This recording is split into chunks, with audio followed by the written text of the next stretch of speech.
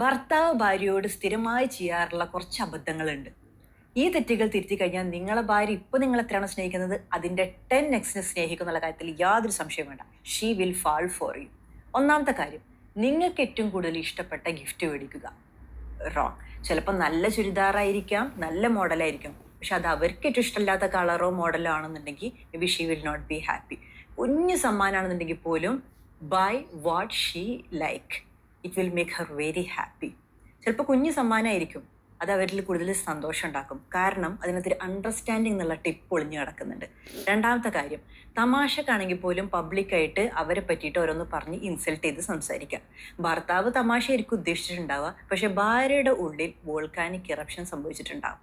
മൂന്നാമത്തെ കാര്യം, മറ്റുള്ള സ്ത്രീകളുമായിട്ട് അവരെ കമ്പയർ ചെയ്ത് സംസാരിക്കുക, അവരുമായിട്ട് ബന്ധപ്പെടുത്തിയിട്ട് ഓരോ കാര്യങ്ങൾ പറയാം. ഒന്ന് നന്നാക്കാൻ നോക്കിയതാണ് സാറേ, പക്ഷെ പാടെ പാളിപ്പോവും.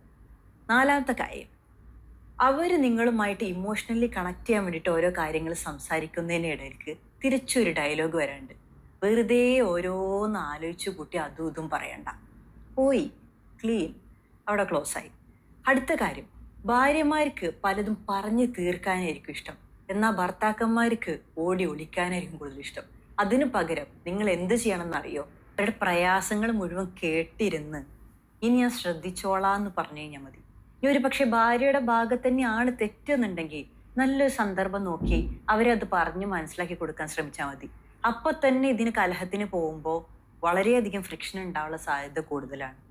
അടുത്ത ടിപ്പ്, കൂടുതൽ സപ്പോർട്ട് ചെയ്ത് കുളമാക്കണ്ട. ബേബി കളിച്ച് അവർക്ക് ആവശ്യത്തിലധികം സപ്പോർട്ട് കൊടുത്ത് കുട്ടിയെ പോലെ കൊണ്ടു നടക്കേണ്ട ആവശ്യമില്ല. ആക്ച്വലി ലേഡീസ് ലൈക്ക് കെയർ, അവർക്കൊരു കെയറാണ് കൂടുതൽ ആവശ്യം. അപ്പോൾ സപ്പോർട്ട് കൂടുതൽ കൊടുത്ത് ആ ഒരു ബന്ധം വഷളാക്കണ്ടേ, അവരെ കേടുവരുത്തേണ്ട ഒരാവശ്യമില്ല.